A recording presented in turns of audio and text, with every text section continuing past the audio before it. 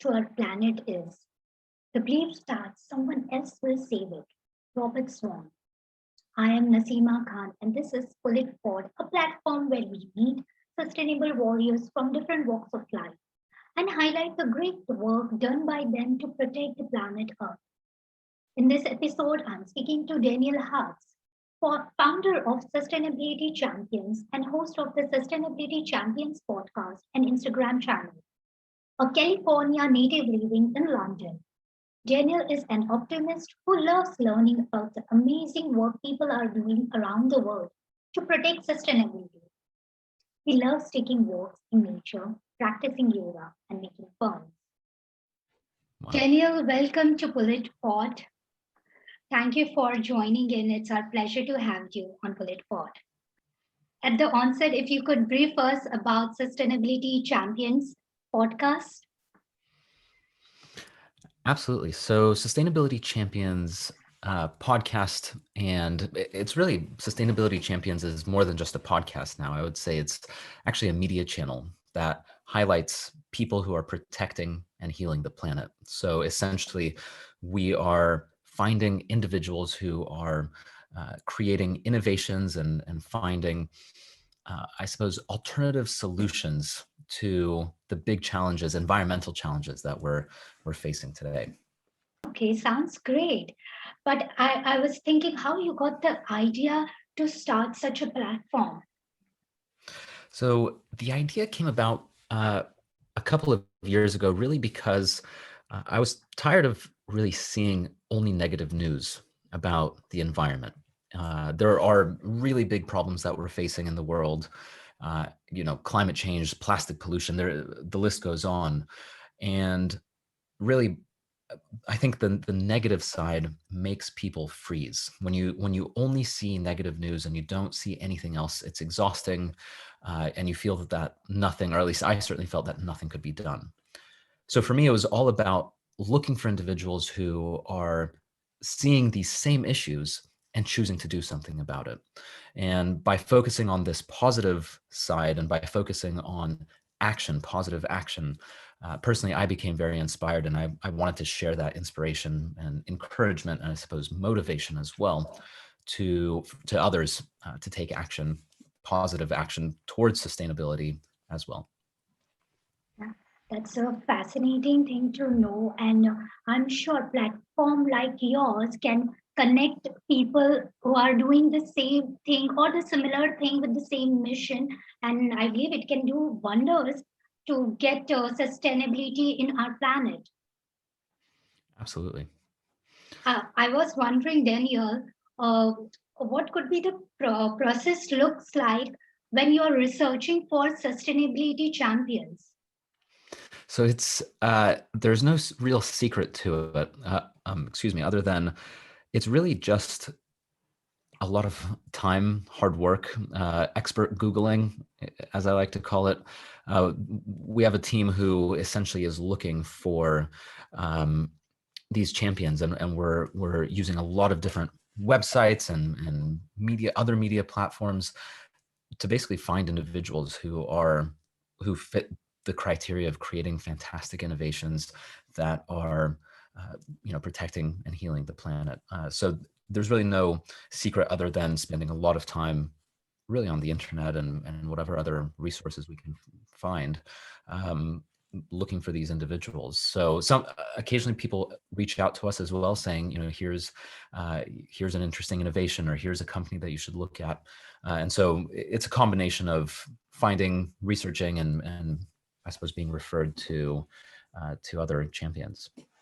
Oh, okay. So it would be correct to say that whoever in your research you come across people and the idea which you like, it's good to share with people. You bring those people on your platform and share with the world out there so that they can also get benefit from their services. Those two benefits. Number one is by sharing these champions on Sustainability Champions, by sharing about individuals, about companies and organizations, first of all, it shows that things are actually being done to solve the challenges that we're seeing about the environment. So that is really important first and foremost. It gives people, I guess you can say the word hope. It gives people encouragement. It inspires. Hopefully, that at least it inspires me.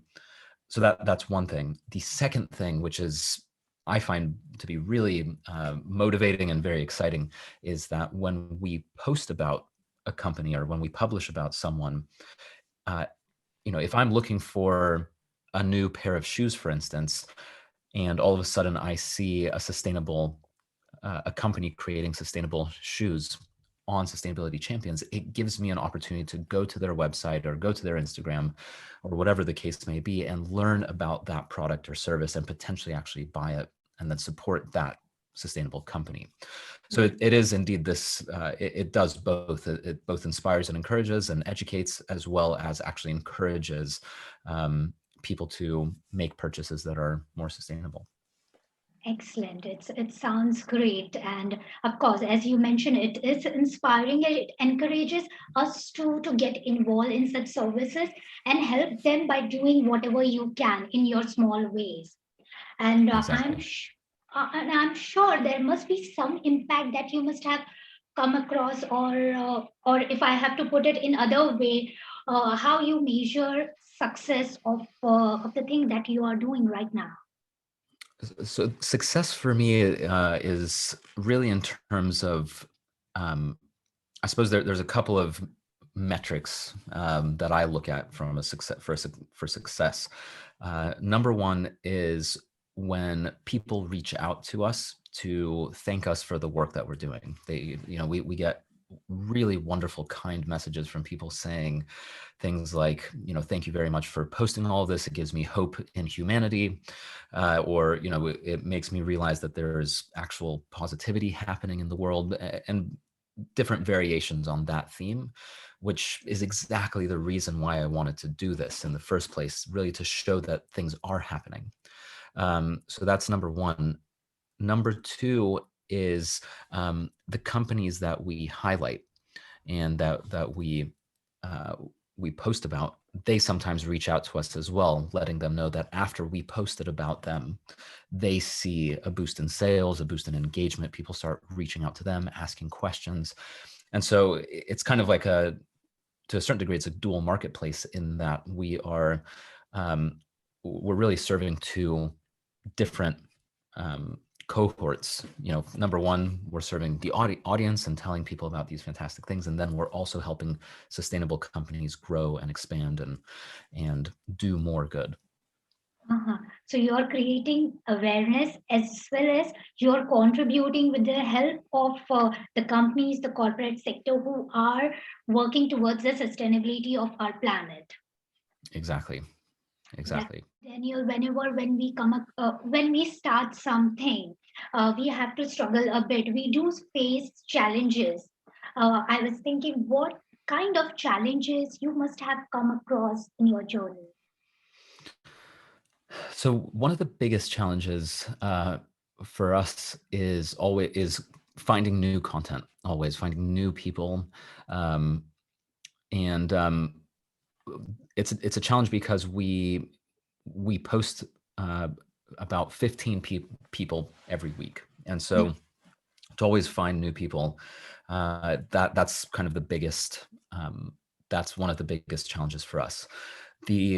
The most amazing thing about this challenge, however, is that we never run out, and that's exactly that was kind of my hypothesis, and to a certain degree the thesis of everything that we do, is that there are so many people in the world who are already working on these challenges, and we're proving it every single day, every week, because we continuously find every week 15 people who are doing something about these environmental challenges. And I would say the other challenge is really looking for additional ways to make a bigger impact and to continue to inspire and educate. That goes beyond just social media or podcast, because I think social media and podcasts are very important, and it's a fantastic way to communicate with people and to get in touch and engage. But social media and podcasts, for instance, don't allow others to necessarily connect with one another as effectively as an in-person event, for instance. Mhm. And so that's something that's very interesting to me as well, is, how can we encourage people to meet, connect, grow, learn, get inspired, etc., in an even more powerful way. Challenge which you have spoken about the very first, when I was going through your account Instagram, I was thinking how come they have so many sustainable warriors, and I'm glad that you took it as a challenge and shared with us, because what when we go through your channel, we do think from where Daniel and the team are getting so many sustainability warrior, and yeah, I'm sure it's a challenge. Well, Daniel, it's been some time now. We are talking about sustainability champions podcast, and we got good insight about the program. But now we would like to know a bit about, in general, about you. So we have a short rapid fire round. It's a couple of questions that we are going to ask. To begin with, what's your favorite book? My favorite book is a book called Drawdown.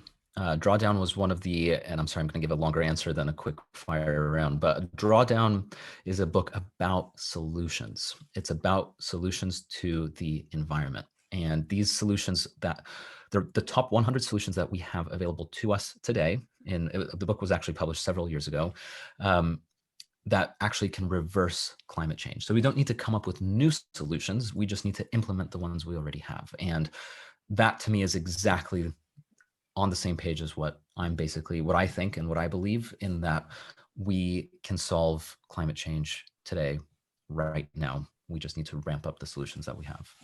The summary you have given just now makes me feel that after this call, I go and grab this book. But It's fantastic. It has a lot of great pictures in it, which makes it even easier to read.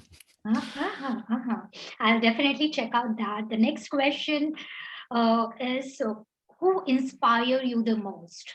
One person in the field of sustainability who really inspires me is actually a farmer named Gabe Brown. And I've spoken to him on the Sustainability Champions podcast. And Gabe Brown is a regenerative farmer. So he actually uses nature in order to grow his crops. And by doing that, he's actually giving back to the soil, giving back to the planet, and encouraging birds and insects to live on his farm. Gabe Brown is a major inspiration to me, because he's finding he's